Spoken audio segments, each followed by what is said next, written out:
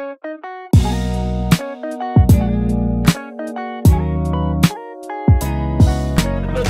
kejalanan gitu, kalau kayak cari di kolektor gitu, itu beli atau gimana tuh Pak? Kalau itu waktu di itu beli, karena itu milik pedagang ya. Cuman saya beli karena itu ada nilai sejarah dengan kita. Dan syukurnya murah, cuman dijual berapa ya? 25.000 apa ya? Itu saya tawar. Di mana tuh Pak? Di Medan yang saya koin itu. Oh, koinnya di yang mana? koin 41 dijual 25.000, saya tawar 20.000, beli 4. Kalau ada 10 kita Bapak beli masih semua. nawar Pak, nggak salah nih Pak. Ya, Udah tahu benda antik ditawar ngetes dong. gitu loh ya. Kalau maksud gini, dia jangankan dia nawar, dia naik pun kita beli. Iya makanya. Benar ya, karena waktu itu kita pertama nggak tahu. Saat dia masih ini ketemu koleksi langka yang kita referensinya nggak ada, kok ketemu gitu kan? Ini asli bukan gitu kan? Ternyata ya ciri-cirinya asli lah ya. Makanya waktu itu kita tawar lagi ya. 20.000 kali 4 kita bawa. Ya kadang-kadang ada kesenangan juga ya. Jadi kita di museum ini kadang-kadang dalam pencarian sesuatu gitu ya, bisa menambah koleksi yang kita sendiri nggak tahu. Kalau misalnya ada perseorangan yang menemukan, misalnya saya nemuin nih Pak, nemuin barang tentang yang ada kondisinya sama Museum Mandiri ini saya mau ada barang nih dijual segini, itu dibeli atau gimana tuh? Pasti ditawar dulu cuy. Ya emang ada ketentuan, kalau secara ketentuan ada ya, jadi ada diapresiasi lah gitu ya, di appraisal gitu ya. Terus sebagai apresiasi mungkin dikasih uang atau kasih kemudahan masuk museum gitu ya, kita jadi anggota jadi anggota kehormatan museum kan. Boleh masuk Free pass. Masuk dihormatin. Oh bukan. Oh patung. Ya kadang-kadang gini, ada orang yang berkontribusi ke museum yang membantu ya, kita penghargaannya seperti itu ya. Jadi mungkin kita bebas masuk museum, nanti kita bisa hargai lah ya, atau kita akui lah, atau mungkin ada satu pojok nanti orang-orang yang telah berjasa ke Museum Mandiri. Ya, jadi kita memang banyak, ada juga hibah, terutama dari karyawan keluarga besar ya, pensiunan ya, itu banyak ngasih baju, kaos, kartu nama, daftar gaji, seragam. Nah itu apa ya? Memori dulu gaji masih 200 rupiah, dapat natura gitu kan. Yang kita sekarang bayangin dapat natura gitu, dapat telur, dapat susu gitu kan, extra fooding. Ya, jadi menarik lah ya. Maksud saya, gitu. Ya itu kita emang harus passion ya. Jadi kerja di museum terus pakai apa ya? Pakai hati Ya, passion. Jadi kita merasa apa ya? Saya masih gitu tuh. Iya. Ada gajinya, ada naturanya. Makanya kadang-kadang Bapaknya. Bapak kan. Jadi ibu bapak terus ada beras, ada apa? Kalau sekarang kan belinya dapat kartu aja ya Ustaz. Kemana? Sekarang udah pakai kartu. Nah, Firman jangan-jangan sering ke Jatinegara nih cuy. Menurut gue nih. Jembatan hitam. Kok tahu ya? Biasanya berburu tuh ya. Iya, berburu gitu ya. Tadi katanya seneng tuh ada Iya, jadi gini, waktu itu emang karena dekat rumah juga kan, saya di Bukit Duri ya. Iya. Jadi kadang-kadang pagi itu naik sepeda. Dulu saya suka ontel. Jadi naik sepeda tuh ketika ikut rute mampir ya, teman-teman turun saya juga turun. Nah lucunya pas pagi itu lihat ketemu jam dinding Bank Dagang Negara. Bank Dagang Negara itu salah satu legasi kita. Wah ini seneng gitu ya. Ya tanya. Bentar Pak, tebak harga berapa? 200.000. Oh, Pak, sampai mahal sekali. Itu kan udah barang bekas, barang rusak itu. Tapi jam dinding kan, Pak? Bukan, jam dinding yang bukan yang jam dinding, jam bulat aja. Cuman logonya ada logo Bank Dagang Negara. 100.000. Biasanya itu ini bos, hadiah akhir tahun, lebaran. Souvenir lah, souvenir nasabah prioritas gitu kan.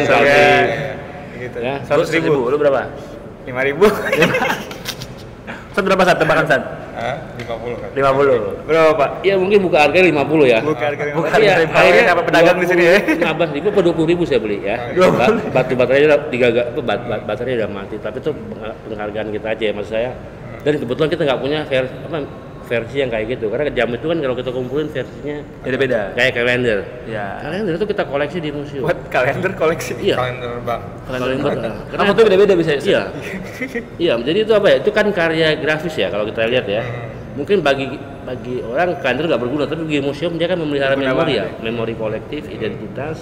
Dan biasanya ada tema-tema tiap tahun. Iya, pengetahuan, dan itu desainnya bagus gitu. Kalau buku tabungan ada dari buku tabungan ada Ustaz, ada dari zaman Tabanas ya, bahkan haji, ongkos naik haji, tabungan haji. Nah itu yang setelah kita pelajarin, ternyata Nederland maskapai ada juga. Itu waktu tahun 1930 itu ada iklannya, lihat ya. Dia mengasih pelayanan supaya orang nggak bawa uang ke mana haji, Arab Saudi, dalam bentuk uang. apa istilahnya surat berharga ya. Jadi kayak kita travel check lah. Nanti ditukar di Jeddah. Nah, mereka punya cabang NHM itu buka pertama kali cabang di Jeddah untuk melayani haji dari Indonesia. Nah, itu menarik. Jadi kita ya itu ya, itu sesuatu yang kita perlu ditulis loh Pak. Ya, mungkin perlu teman-teman yang jago ya. Saya cari konten aja Ustaz. Iya. Sebelum ditulis, dibaca, dengerin aja sampai habis. ini banyak banget isinya, banyak banget. Jadi banyak kuliah sejarah gitu. Kuliah sejarah. Nah, tapi tadi ini nih, Ustaz, kalau misalnya dari pemerintah, ini kan kalau misalnya kayak museum-museum kayak gini, dia tuh hunting-hunting beli-beli barang. Itu pemerintah bisa bantu dana untuk membayar itu nggak, Ustaz? Kan kadang-kadang juga kalau sih mahal-mahal gitu, apalagi misalnya kayak gini-gini mesin-mesin kan gede, jadi pasti lebih mahal ya, Ustaz. Pastinya ada. Jadi di PP 66 itu juga 2015 itu juga diatur lah tentang pendanaan. Jadi harusnya memang ada kompensasi kompensasi, ada kemudian bantuan dari pemerintah dan seterusnya. Pengelola museum memang harus mengupayakan pendanaan museumnya. Tapi kemudian harus ada bantuan dari pemerintah. Negara itu harus hadir dalam melestarikan gitu ya budaya, melestarikan perbankan misalnya ya, untuk bisa dinikmati, untuk bisa dijadikan pelajaran bagi umat sesudah kita ini. Nah, itu nanti fungsi dewan ya. Jadi ketika misalnya kok ini anggarannya atau kemudian bantuannya tidak kunjung keluar atau tidak diperhatikan, maka harusnya dewan mengadakan pengawasan. Karena kan fungsinya pengawasan. Itu bentuk pengawasannya gimana, Pak? Ya pengawasan di dalam menentukan APBD ya. Kalau di Jakarta ya. Kalau di Indonesia kan APBN. Nah, jadi ketika misalnya tahun ini anggarannya adalah seperti ini, anggarannya sekian gitu. Maka kita lihat nih anggaran untuk pelestarian museum atau kemudian pariwisata itu berapa gitu. Itu harus dipentingkan juga. Ada evaluasinya, Ustaz. Evaluasinya ada. Ya. Jadi selain melestarikan kebudayaan kita juga ini bisa jadi jualan juga ya, PAD kita kan bisa jadi di sini. Ketika misalnya kalau ke Jepang atau ke Malaysia itu yang kayak gini-gini sangat diperhatikan sekali Pak ya. Ya, artinya memang bagaimana mengemasnya supaya nih anak-anak muda ini bisa tertarik gitu ya. Apakah ada masalah Pak dalam proses pengelolaan museum ini Pak? Sejauh Bapak sudah mengelola sebagai kepala museum, mungkin bisa dibagi Pak masalah saat collecting, masalah saat memberikan pelayanan gitu-gitu. Kalau saya dari masalah pengelolaannya, kita juga ada asosiasi museum gitu ya.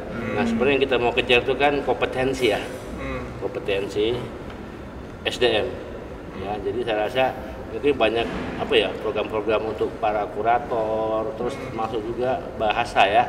Karena kita kan di kawasan Kota Tua ini ya, walaupun statistik pariwisata DKI yang paling banyak orang Cina gitu ya, Malaysia udah mulai banyak, tapi karena Kota Tua ini sentimennya kuat dengan Belanda atau ya kita perlu juga translator Belanda gitu kan. Jadi mungkin perlu ada pelatihan lah ya untuk mendukung kompetensi. Gitu. Kalau dari sisi biaya pengelolaan ya, kita tentu mengharapkan ada insentif ya. Terutama untuk listrik ya, PBB jangan gedung komersial. Museum itu kan fungsinya sosial ya, walaupun yang punya Bank Mandiri gitu ya. Tapi maksud saya samakan dengan fungsi bangunan sosial. Jadi rate-nya turun. PBB. Bangunan cagar budaya mungkin. Iya, bangunan cagar budaya. Nah, ini maksudnya ada ketentuan yang memudahkan lah ya. Jadi one stop service kayak kita mau renovasi segala macam, jangan kita yang lapor kalau perlu karena ini bangunan cagar budaya, apalagi klasifikasi harus ya. Jadi memang harus otentikasinya otentisitinya harus dipertahankan. Jadi mohon dibantu untuk pelayanan konsultasi, perbaikan, renovasi gitu ya, one stop service lah. Kalau perlu bisa ngirim gambar. Dan nanti advice-nya bagaimana, jadi dikasih kemudahan. Kalau bahasa yang APBD itu kan jadinya mata anggaran terus ya. Iya. Jadi mata anggaran. Nomenklatur gitu ya. Nomenklatur. Nah, gimana tuh buat nge-follow up-in itu, Pak? Ya kan memang nomenklatur ada. Jadi kita melihat setiap tahun itu kan ada rencana anggaran untuk tahun depan gitu ya. Biasanya dinas-dinas atau Pemda ya, itu mengajukan ya. Nah di situ memang kalau di DPR kan politis ya. Jadi artinya kebijakan gitu ya. Kebijakan dari kita itu harusnya seperti Pemda maunya harusnya eksekutif seperti ini nih gitu. Ya harusnya kita mengembangkan budaya Jakarta, apalagi sebentar lagi ibu kotanya pindah gitu. Artinya ketika sudah bukan ibu kota lagi dan orang jadi tidak datang ke sini untuk pemerintahan atau apa, jadi ya budaya yang kita majukan. Jasa supaya tetap punya ciri, tetap orang mau datang ke sini. Punya daya tarik yang kuat. Selain daya tarik itu kan nanti menimbulkan banyak wisatawan, ya pemasukan juga masuk. Ya. Jadi nanti policy dari pemerintah DKI itu seperti apa sangat tergantung dari dewanya juga, ya dewanya maunya seperti ini. Komunitas Pak, kalau misalnya dilihat kan tadi ada Tanjidornya, ada pertunjukan seni-seni barongsainya. Nah itu apakah ada komunitas yang memang tergabung sama Museum Mandiri juga, atau mungkin komunitas yang juga suka ngumpul di sini, atau komunitas yang ada kegiatannya bersinggungan dengan Museum Mandiri? Karena tadi itu sebenarnya karyawan kan Pak ya? Ya itu karyawan. Ya mungkin ada komunitas juga saya pikir datang. Ya cuman akhirnya kita gini ya, kayak tadi ada pelatih barongsai kan, kita kenal dia komunitas barongsai, orang Pancoran dengan sendirinya ya, ya teman gitu ya. Tapi emang di samping pegawai kegiatan seni teman-teman kemampuan berseni pegawai juga ada komunitas yang lain yang berinteraksi di sini. Ya, kayak sekitar ya? Ya, jadi komunitas lokal maksudnya kita kayak silat nih, silat Cakrabuana ya dari tahun 2000 berapa mereka? 2010 latihan di Taman Fatahillah. Tapi sekarang mereka latihan di Taman Museum Mandiri di dalam. Oh yang di sini ya Pak Indonesia? Wih keren itu. Itu latihan silat. Jadi kalau di Museum Mandiri ini Sabtu Minggu udah kayak bayar kesenian saat. Ada pramuka, ada silat, ada teater, dulu ada 2 grup di atas latihan.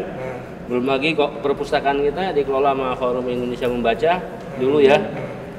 Ya, terus ada komunitas fotografi, apalagi dulu kita ngadain pameran 1000 foto pertama kali, itu event besar kita pertama di sini. Akhirnya dengan teman-teman fotografi jadi buat gitu.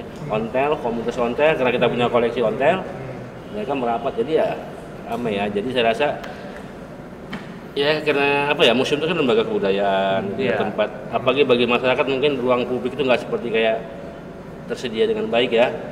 Jadi dengan kita membuka diri, mereka bisa berlatihan. Itu menjadi atraksi ya, selama mereka latihan bidang seni budaya kan menjadi menjadi living monument ya. Living monument. Karena bangunan ini ya hanya bangunan ya, tapi kalau mereka ruhnya museum, ruhnya kota tua itu harusnya seni budaya itu, seni budaya tradisi.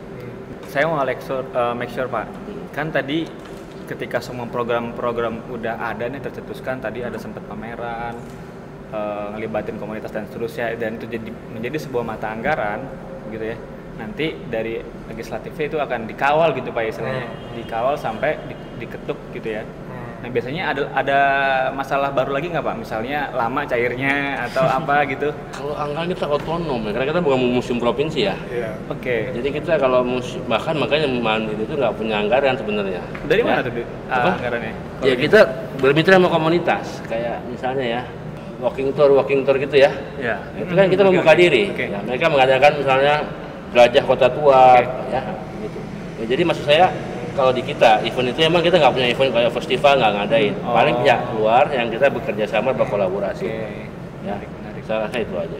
Dan anyway di belakang tuh ada coffee shop tuh, belum buka ya Pak? Ya, ada kopi. Biasanya Sabtu Minggu. Nah, kita kadang-kadang bedah buku di situ ya. Jadi emang kadang-kadang ada event yang komunitas kecil. Ya, kita sering situ pakai bedah buku. Bisa jadi perusahaan juga museum itu pusat budaya juga yang sebenarnya belum dilirik sama anak muda Pak. Nah itu emang cara kita berkomunikasi ya, maksudnya ini kan mungkin emang beda eranya ya. Dulu kan kita nggak perlu promosi, nggak perlu ya. Sekarang anak muda kan mainnya waktunya di media gadget ya. Media gadget. Jadi kita harus punya kanal ke media gadget ya. Maksudnya Sosial dilema. Ya kan? Sosial dilema. Nah itu bagaimana? Bahaya Pak. Ini mungkin terjebak di generasi milenial, sulit ya Pak. Survive-nya sulit. Tapi pegawai kita juga milenial ya. Sebagian kan ini kan hanya proses saja waktu kan. Suatu saat kita yang ini harus mundur kan mereka ya. Ada yang muda-muda kan di pegawai? Ada, kita malah 55% pegawai itu gen kalau saya kan Gen X kali ya, Gen Y ya. Gen Y ya, 60% pegawai museum itu Gen Y, Gen Z-nya udah ada 30%. Mantap. Nah, maksud saya inilah sebenarnya supaya kita nggak kaku ya berkomunikasi. Jangan beda. Maksudnya emang beda gaya ya, beda. Wifi ya, itu wifi jadi kebutuhan kan? Wifi. Bagi generasi milenial itu wifi itu jadi kebutuhan. Ada ruang audio video di sini. Audio video, ada audio visual, khusus. Buat apa biasanya Pak? Untuk muter-muter film. Jadi atau secara kecil bisa dipakai. Itu maksudnya di pojok yang di depan kasir Cina. Enggak, maksudnya kalau di tempat lain kan ya artinya sound. Iya, maksudnya ketika kita masuk itu kita bisa nonton film dulu. Diperlihatkan dulu sejarahnya. Ada itu di ruang audiovisual. Karena kan ini bangunan cagar budaya, jadi kita nggak bisa blok-blok. Ya, jadi kita memanfaatkan yang ada. Ya. Nah itu ada salah satu ruangan yang atas permintaan kalau grup, biasanya kalau grup kita bawa dulu ke situ supaya kita tahu sejarah Mandiri, sejarah tadi kan bangun bergabung, bangun sebelum pendahulu. Ya salah saya itu. Namanya Museum Mandiri, tadi kan kita sempat agak-agak bahas APBD, ternyata itu nggak ini Pak ya, nggak include ya untuk di APBD DKI kan tadi Mandiri. Nanti bisa dimasukkan ke dalam hibah pengembangan pariwisatanya ya. Jadi bukan ke personal museumnya, tapi ke support event-event pariwisata di sini gitu kan ya. Jadi saya juga udah berkomunikasi kemarin semalam ya dengan kepala dinasnya itu termasuk pengembangan kota tua itu kan termasuk juga bangunan-bangunan yang ada di situ gitu. Itu termasuk juga kita bisa elaborasi dari situ ya bagaimana supaya memang dibantu ini kan ini juga merupakan aset yang bisa dikembangkan untuk memajukan kota tua. Oke, karena memang Museum Mandiri itu salah satu entitas kecil dari kawasan kota tua yang luar biasa lebih kaya rayanya Pak ya. Iya, jadi dari bangunannya. Dari bangunan. Kita ini di batas tembok kota tua dulu melintas gedung kita. Melintas di gedung kita di bawah ini. Wow. Nah, kita ada gambar, jadi di tengah-tengah itu ada bekas tembok Bastion Hollandia. Dulu ASMK itu kanal. Pintu besar utara itu pintu besar benar-benar besar, jadi bukan kayak tadi. Pintu besar benar-benar besar. Kira ada pintu kecil, ada pintu kecil di belakang. Itu emang pintu kecil masuk ke kota dalam tembok, dalam benteng. Dulu kan Batavia disebut kota dalam tembok. Kota dalam juga kota budak ya. Terus disebut apa? Permata Asia, ya. Ratu dari timur, tapi kemudian jadi kuburan dari timur. Karena apa rusaknya sistem sanitasi kan, akhirnya pindahlah New Batavia ke Koningsplein. Ya, sekarang sekitar Suropati. Ya sekitar itu apa Koningsplein, lapangan Banteng. Lapangan Banteng. Apa Gambir sekarang kan? Gambir. Tapi tahun 18 awal sebelum 19 ini masih kanal. Batavia ini kan disebut ratu dari Asia atau permata dari timur karena indah ya, banyak kanal-kanalnya. Terus walaupun itu menciptak negeri mereka di Asembra gitu. Jadi saya rasa itu. Jadi, nah kota tua kalau kita dulu di Museum Mandiri bilang ke tamu-tamu selamat datang di gerbang kota tua. Karena gerbang pintu besar utara ada di samping kita gitu. Ini biasanya gue masih suka ngerespon ya. Tapi kalau misalnya Pak Firman yang tadi cerita, nggak tahu apa-apa loh. Awang-awang. Iya, karena ya baca di buku juga pas di IPS nggak ada. Kita nggak pernah dengerin nih Pak di buku-buku IPS sejarah pelajaran SMA, nggak pernah. Makanya sejarahnya luar biasa. Kalau boleh tahu nih Pak, Pak Firman tuh baca di mana? Emang baca buku kah? Apa mencari tahu kah? Atau emang kuliahnya sejarah kah? Atau dengerin podcast kah? Atau dengerin podcast kah? Podcast saya masih bingung ya, masih sejarah belum tahu bedanya. Tapi ya karena pertama kayak di museum kita harus tahu kan. Terus kita kan pengen tahu nih Nieuwpoortstraat. Dulu kan namanya sebelum pintu besar kan Nieuwpoortstraat. Ya. Pintu baru ya, Nieuwpoortstraat pintu gerbang Pak. Apa hubungannya? Nah setelah lihat peta ketemu, oh ternyata pintu akses di sini, ada jembatan di sana. Jadi zaman dulu kalau jam malam 10 malam, tamu-tamu itu nggak boleh, makanya mereka tinggal di luar tembok, hotel-hotel hidup berkembang gitu. Karena jam itu ditutup, jam-jam tertentu, ya. Nah ini menarik. Nah sekarang sejarah berulang saat jam 10 malam itu Taman Fatra disuruh pulang dulu sebelum COVID. Alasannya keamanan ya, kalau teman-teman nongkrong di Taman Fatra ya jam 10 malam tuh sirene bunyi sebenarnya Pak UPK kan. Bubar walaupun lagi nongkrongnya di pinggiran. Bubar. Tapi itu tadi ada benang merah kan? Ada benang dulu dan sekarang itu. Iya. Setelah mendengar briefing apa penjelasan dari Pak Firman, Ustaz, kira-kira Ustaz sendiri sebagai pribadi anggota dewan itu apa yang akan dilakukan Ustaz gitu, Ustaz? Iya. Apa sebenarnya nggak museum Mandiri aja, ke museum-museum di Jakarta pun gitu? Memang ada sesuatu permata atau mutiara yang bisa diasah lagi supaya bisa mengembangkan, supaya bisa membuat Jakarta ini lebih menarik ya. Jadi apalagi kemudian tadi banyak hal yang diceritakan oleh Pak Firman, yaitu juga satu tadi tentang pintu besar, pintu kecil atau ini bisa merekonstruksi lagi mungkin sejarah Jakarta supaya bisa membuat jadi menarik ya. Iya. Kalau dikaitkan dengan sejarahnya ini luar biasa. Daerah ini termasuk museum ini tentu saja ya, itu sangat kaya akan sejarah. dan itu bisa dijual juga selain tadi untuk pelestarian budaya. Dan mitra beliau Dinas Pariwisata ya dan Ekonomi Kreatif ini bakalan jadi diskusi selanjutnya sama Pak Kadis nih kayaknya nih mungkin ke atasnya ya gubernur karena kalau Kadis itu kan biasanya pelaksana ya.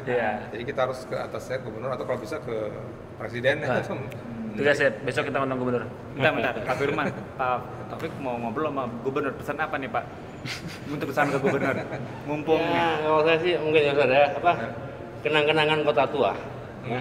Orang kota tua itu kan sabta pesona ketujuhnya kenangan ya. Maksud saya bukan ondel-ondel karena itu ada satu babakan. Nah orang ke kota tua mau ambil apa gitu. Tapi yang murah buat anak sekolah ya. Maksud saya gini, kalau ada sih kayak dibuat meriam si jagur ya, tapi itu udah kurang bagus kualitasnya, maaf ya. Karena belum produksi massal, masih ukiran gitu ya. Terus mahal. Kita mau anak-anak yang berwisata kota tua dia punya sesuatu yang dibawa pulang kasih tahu ibunya, tapi punya nilai informasi. Ya, jadi jangan ya itu aja. Sayang kalau kita ke kota tua nggak punya kenangan ya. Nah, ini bagaimana? Tapi untuk semua segmen, terutama anak sekolah ya. Semangatnya balik ke UMKM lagi nih Sete.